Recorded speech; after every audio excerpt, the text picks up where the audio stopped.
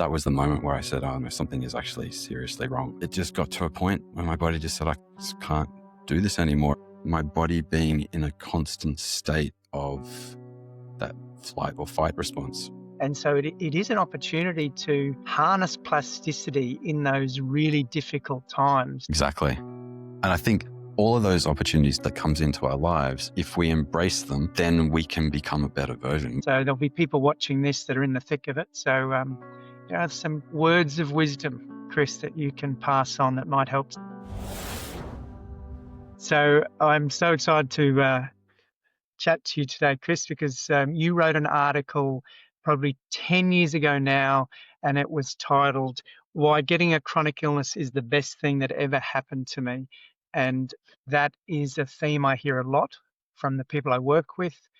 It might really challenge people that are in the thick of it, but I think it's something that's really interesting and worth exploring. So I'd love to hear your journey. It's great to be here. I mean, it's been more than a decade since we've talked, I guess. And I guess referencing that article, like, why did I write it? I wrote it because it is the best thing that happened to me. I find that up until I got diagnosed with chronic fatigue, I was just plowing through life. You know, I had this mindset that nothing could stop me, that I would just continue to plow forward and that everything will be fine. And I would just sort of push anything that is not fine off to the side.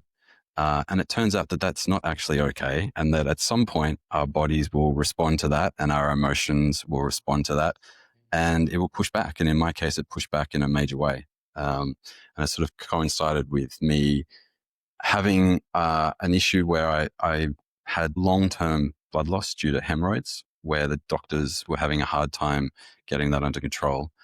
And that meant that I was not carrying any oxygen in my blood system, and I was borderline blood transfusion at one point. And that and the way I approached life, my body just kind of said, it's time for you to stop, my friend, because this is not healthy. And if you continue to go down this path, you will not be here for very much longer. And it's fascinating when we stop and listen to our bodies, how much they tell us about what we're doing right, but also what we can do better. And so the article was about that process, and sort of to say these moments that are heartbreaking and life-changing doesn't feel like in a good way at the time, are actually really positive things, because it forces us to stop and say, hang on, are all these things that I'm doing in my life, are they making my life better? And if they're not making my life better, why am I doing them? Because I think it's really easy for us to get stuck in the trap of life. And I live in Sydney, and Sydney is, you start a conversation with what do you do for a job, or what school did you go to? And it's so limiting. And it kind of sets the mindset of, you know, what success means. And success can mean what we choose it to mean. And that's kind of one of the big things that I've learned I think it's probably 15 years almost now since that moment. Yeah. There's a comment you just made then, which I think is so profound. You said, thank you, my friend. The messages of fatigue and pain and stress, we often see it as us versus our symptoms, but that mindset of everyone's on the same side here. So thank you, my friend. It's such a profound starting point of the journey of, okay, well, what's going on? I love that. So let's rewind back to the sort of life before chronic fatigue syndrome. Can you give us an insight into that? What was that? What was Chris doing that potentially led up to chronic fatigue? I was working, and I still work in the visual effects industry. So we do all the computer animation that, dinosaurs or Sonic the Hedgehog, all those types of things. And it's a very stressful environment with long hours and constantly being challenged to do things that haven't been seen before in films. And I wore a lot of that pressure on myself. I thought that I had to be perfect, and I was striving for perfectionism, which, is not really a thing. As you taught me, it's more imperfectionism. And so I just really was spending my entire life looking at things that could be better, um, pressuring myself to be better, and not looking after myself. I definitely wasn't exercising properly. I definitely wasn't eating or sleeping properly. And as I kind of mentioned, I had this long-term issue with hemorrhoids, and I definitely was not respecting that. I think what that just led to was my body being in a constant state of that flight or fight response, where I was unaware that I was an anxious person, but anxiety was ruling my life, really. And it just got to a point where my body just said, just can't do this anymore, and I'm going to stop. And I remember walking up the stairs at work. We had sort of ground level and a mezzanine level, and I got halfway up the stairs and I just couldn't keep going. I had to stop and sit down. And it was, my body just said, I cannot actually get you to the top of the stairs. And I'd been feeling tired for a long time. I just thought, oh, you're just working too hard. But that was the moment where I said, oh no, something is actually seriously wrong. And that's started the journey to diagnosis, I guess, of what was going on. Yeah, you referenced perfectionism, which comes up many, many times in these these interviews. It's fascinating. People sometimes they come to me and they think it's all about getting rid of symptoms, but it's really looking at what are the patterns that have been running unconsciously that have led me here. And I think that's why chronic illness was the best thing that ever happened to me. It's not just changing symptoms; it's improving your life. So you get a diagnosis. How long? How long did it take you to figure out exactly what it was? Went off to the GP and I said, this is something's really not right here. They did a bunch of blood work and it came back, well, you are severely anemic and we're thinking about maybe giving you a blood transfusion, even though we really don't want to. And they really put it down to that as where all the fatigue was coming from. And so we went through, and eventually, after 2 more rounds of surgery, the hemorrhoid stuff cleared up. All my blood work came back to normal. Yet I still could not empty a dishwasher. I would go to empty the dishwasher and it would feel like I'd run a marathon, and I would need to sit down for an hour, and I couldn't walk to the shops, which were 100 meters away. And I just couldn't get it going, and I couldn't go back to work. And I kept telling my work, like, I'm sorry, but I can't come back. I don't know why, but I know that I just can't. And that led to seeing the top immunologist in the country, who went, all right, everything, all of your blood work, you go and get tested for everything under the sun and it comes back as, well, you're fine, but clearly you're not fine. So we're going to diagnose you with chronic fatigue syndrome, which I guess at the time it was a positive thing, because I was like, oh, good, I know what's wrong with me. Somebody could put a label on it.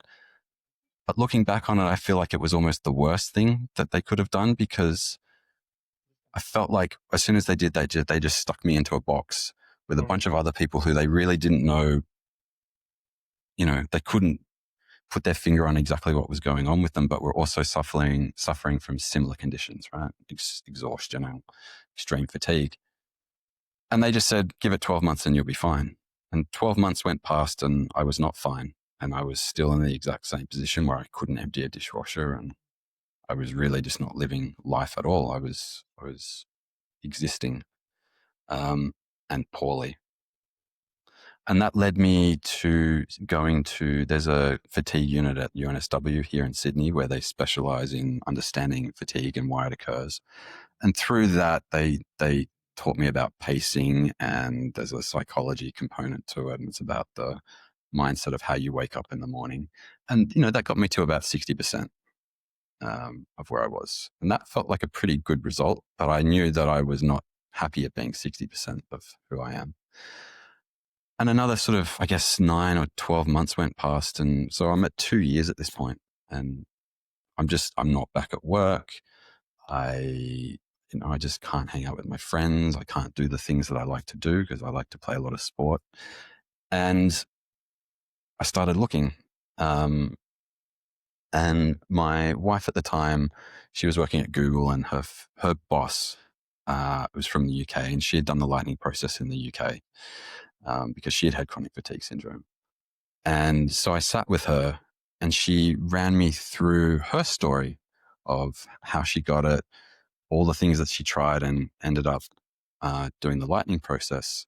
And that was really helpful because I could see this person's journey, and I could see that the lightning process had such a huge impact. Like, it had been life-changing for her, and that it had actually worked. And so I started to look for practitioners here in Australia, and it's a long time ago. I think there were only 3. You were one of them. And I remember I emailed you when we started an email conversation, which led to, like, there was a 1-hour interview, which I was exhausted by afterwards. um, but I was really grateful because I realized that you were definitely the right person, because you weren't just taking anybody. You wanted to make sure that the people that you worked with had the potential to be changed as a result. And so um, I chose to come down to Melbourne, where you were running a session, and it was a deliberate choice because I just wanted to just put my life behind me for the 3 days and come and just totally absorb myself in the process, and not have to come home and have a partner say, "Hey, how was today?" And I was just like, I'm just going to disconnect.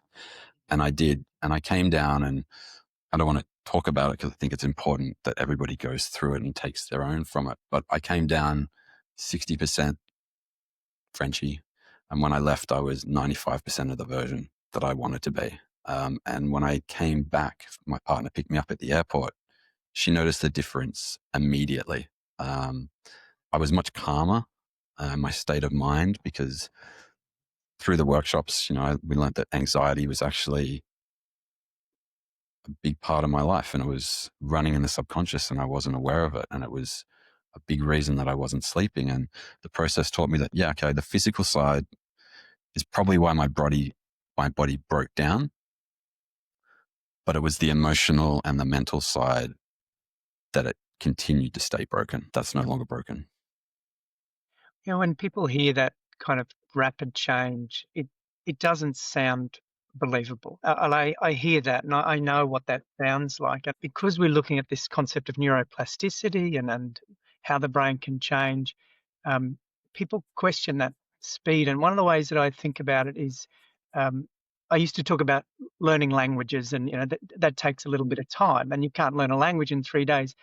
But this isn't like learning a language. It's tapping into neurology that's actually already there. It's not new stuff. It's finding the pieces that are there, and that's my understanding of how things can change so quickly. There's still ongoing work, and I think it's really important that people understand that as well, because some of the stuff is quite unfamiliar. If you're training yourself out of perfectionism, for example, it's unfamiliar. And so some change happens quickly, and that gives a confidence. Okay, I've got a level of influence here I didn't think I had. And then you knuckle down and you do that work as well. So, I want people to know change can be quick, but it is ongoing work as well. Was that your experience, Chris? I was putting words in your mouth. 100%. No, it was 100% my experience. Sorry, yes, it was 100% my experience. I guess what I got out of the 3 days was, it was a tool set. And the tool set I still use to this day in combination with other things that I've learned since that time. And it is ongoing. It is easy for us to fall back into old habits. And this is part of neuroplasticity, right? This is about the brain choosing the path of least resistance. And so those things could come back if I let them, but I choose not to, because Mm. I have a skill set that allows me to analyze what I'm doing in my life, not in the sort of the way that they teach you to, when you wake up, to scan your body for all these things. It's not like that. It's about being in touch with my emotions and understanding in the moment, am I being triggered by something? And if I am, okay, let's stop and figure out what that is, as opposed to just pushing it aside or burying it and trying to continue on. And, I said I was 95% better 3 days later, which is true, because we'd done 3 days of intensive work. To maintain that and get back to 100% was me every day continuing to employ the skills and the tool set that you taught us, to make sure that I stayed there and maintained. because life will throw all these challenges at us. And it's up to us from that point on, really, to embrace those challenges and learn from them and grow from them so that we can become stronger and better from it. Yeah, well said.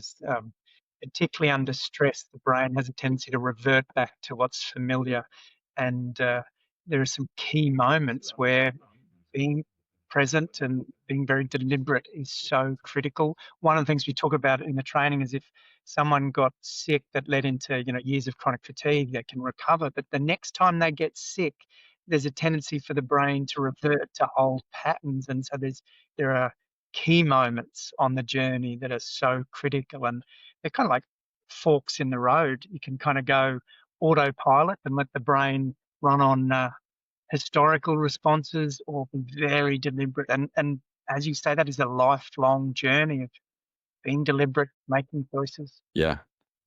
I mean, Yeah. I've had big moments in my life since then as well, which, I sort of went through a marriage that didn't work. And there were definitely times where, the brain kind of reverted back to bad patterns, and it was stuck in bad patterns for quite a long time. And um,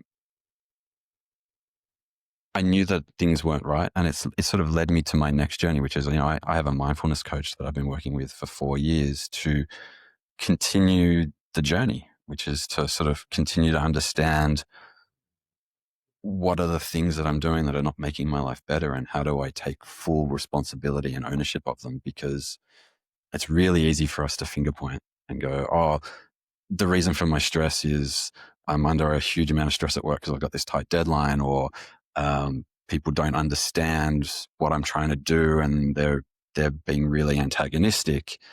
Anything can cause this, but really, I'm choosing to be there, right? If I'm choosing to work in a place that has tight deadlines, that's my choice. And if I want to continue to do that, then I need to find a way to live my life so that it can support that.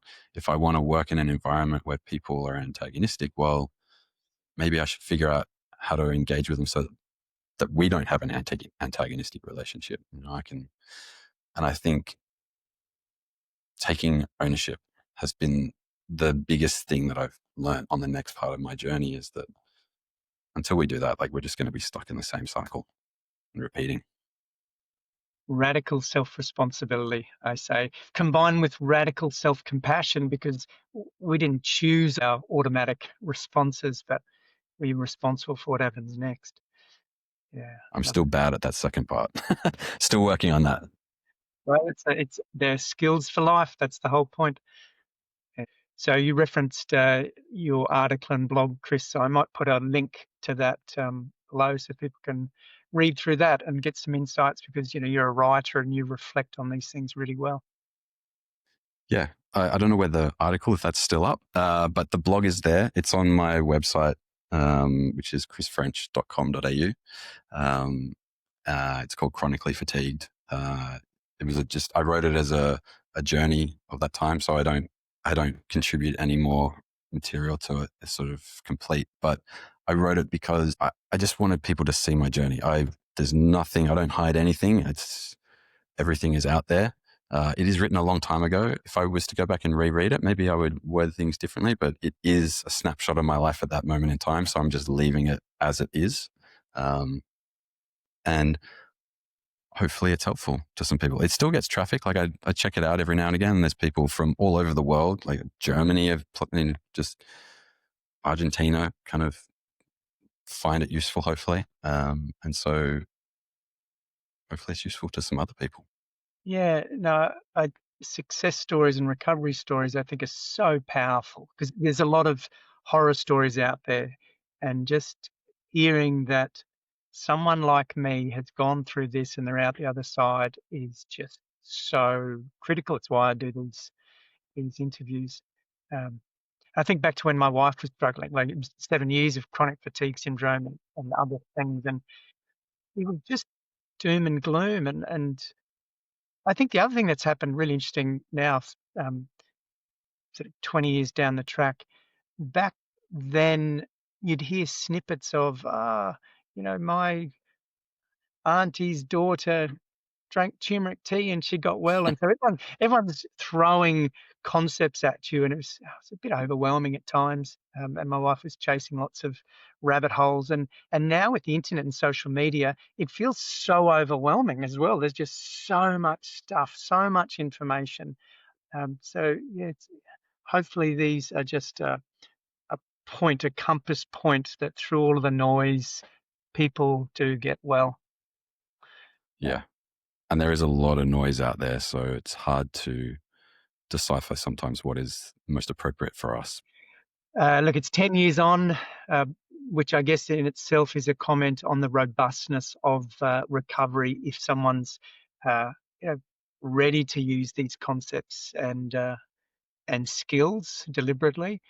Um, so what are some insights? So there'll be people watching this that are in the thick of it. So some words of wisdom, Chris, that you can pass on that might help someone in it. I've recently been going through um, the journey of loneliness, and I mean it will be in all of our lives. And as part of that is about being comfortable with being on my own and being reflective.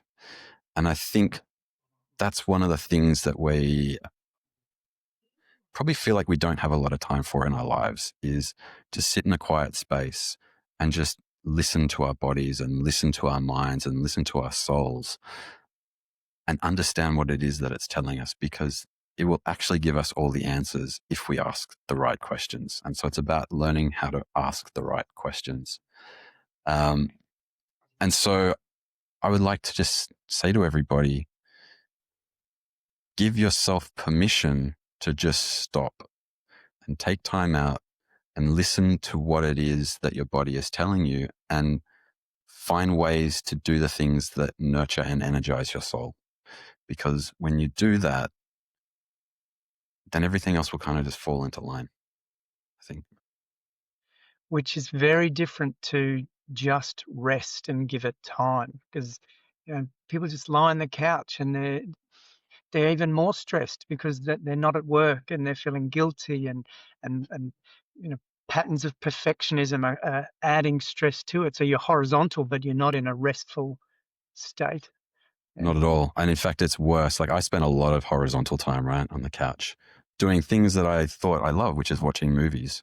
Um, but this is what happened is because I was so stationary, my body seized up, all my muscles basically contracted, and I would get these ridiculous migraines at least once a week because I wasn't moving and I wasn't stretching and I wasn't active. And I know like this is going to sound really weird because that's the things that you can't do.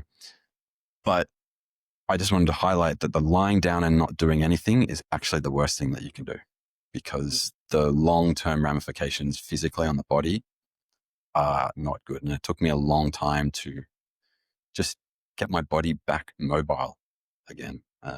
So I know it hurts and I know that it's hard, but keep just keep active. And it doesn't mean that you have to be walking or running, but engaging with yourself is a big part of it, and understanding that and finding the motivation just to keep moving forward every day, because if we stop, it's game over. Yeah. Yeah, there's a phrase from the chronic pain world, which is motion is lotion. Just the importance of movement on our health in general. But it's how to do that, because a lot of people push through and they crash and it doesn't work. So one of the things we look at is how to move, without triggering these protection responses in the brain, the power of movement. And I think it highlights that self-care is not all about bath bombs and massages. Self-care is about moving our bodies and laying down boundaries and giving time for reflection. All of that is, I think, that's the self-care that matters most. Yeah, boundaries are an interesting word, right? I think um, it's not about only setting boundaries with ourselves, but setting boundaries with everybody else around us. And I think I was bad at it for a long time. And I think I work with a lot of people. And, one of the things that I do now is really coaching my team. I have 20 something people in my team. is about setting boundaries and sort of laying down what is okay and saying, actually, you know what, tonight I am leaving work on time because I doesn't matter what the reason is, you go, right? And not setting boundaries for ourselves and with the others around us is, I think, a big reason why many of us fall into this trap of chronic fatigue or other things that debilitate us. And that is our fault at the end of the day.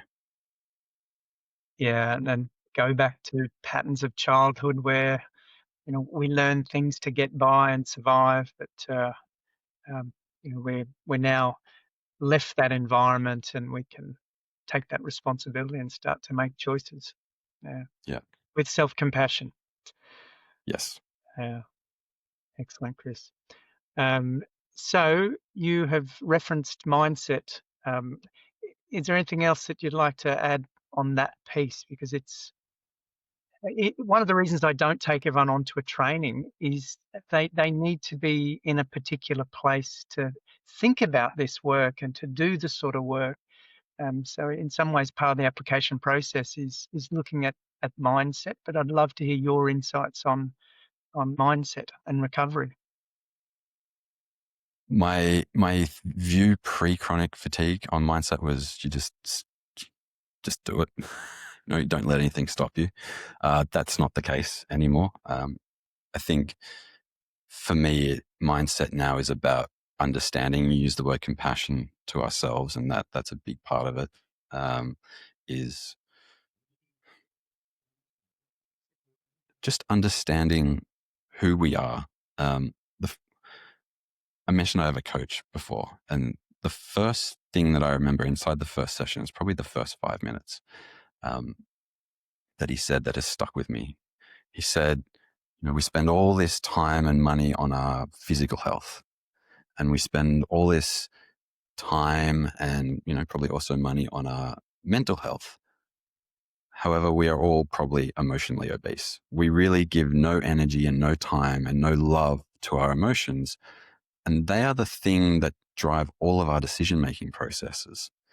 And so if we are not attuned to our emotions and the role that they play in our lives, then we're just, we're humans doing, we're not human beings. And so that has something that has stuck with me. And it's something that I continue to talk with others about as I bring them on this journey with me. And I feel that my role now has sort of become an ambassador for this space. And I reference the lightning process because I would love to see a world where everybody feels confident enough to just understand and take acceptance of who they are and what it is that they can offer, because everybody can offer these amazing things. But first, we just have to accept ourselves first. Yeah, imagine if children grew up with those skills to be able to understand what's going on inside of my body and my emotions and master that. Their lives would take a different course, no doubt. Yeah, we have kids, right? I have two. Mine are 7 and 10. So mine are right in that point of figuring out who they are and where they sit in the world, and now understanding the critical nature of that age group. I do exactly that. I'm really fortunate that I've had people like yourself and others to guide me on that journey, and I can pass on those skills because you know, they have many challenges, the current generation coming through from the technological to other things. So if we can aid them to understand themselves so they can see how they fit into this world that is rapidly evolving, then, I feel like that's my duty and it's my honor. Yeah, well said. From a nerdy neuroplastic perspective, teenage years are peak plasticity. So there's a lot happening in early years, high plasticity. Um, but then another thing that I think is useful if anyone's watching and they're struggling, that periods of sickness are actually periods of peak plasticity. The brain is learning, and so it is an opportunity to harness plasticity in those really difficult times to sort of take it on a different journey deliberately. So, we can harness plasticity, and illness is a time when we can seize the opportunity. Exactly. And I think all of those opportunities, not whether it's just health or any challenge that comes into our lives, that we should be grateful for them. And this is, referencing the article, is like we should be grateful because they are opportunities for change and growth. And if we embrace them and really sit and listen to what it is that's going on and understand that it's us, it's not anything else. It's us. Then we can become a better version. We can embrace that and understand the role that whatever that is plays in our lives, anxiety, for example, in my case, and just embrace it and take it on board and move forward and understand that it's there and that it will pop up every now and again and just be attuned to it. And that's the mindset work, Chris. That's it in a nutshell. You're not at the mercy of the present moment. It's an opportunity, and there are choices there. Yeah. Excellent, Chris. So anything else that you would like to add? Um, don't give up. I know the internet is very different today than it was. I think it's probably closer to 15 years ago when I went through this. And I remember back then I was desperately searching for resources of people who had got through because I guess, reassurance that people could get through. Um, and there just weren't. There was really a lot of blogs from people living in it and not knowing how to progress. So I actually just want to say thank you to you for putting these series together because I've gone back and watched a whole bunch of them before we talked today. And I think it's important for everybody to see that the reason that they're in this situation is unique to them and the path forward will be unique to them as well. And it's up to them to strive and conquer this thing that's in front of them, which will feel like a mountain. But it's very doable. And so if you take one thing away, just take away that, there are people out there who have gone through and they've conquered it and they've beaten it. And it wasn't easy, but you can do it. You can 100% do it if that's what you want to do. Thank you. So it's a nice place to end it. So thank you for your time, and yeah, great to see you again. Likewise.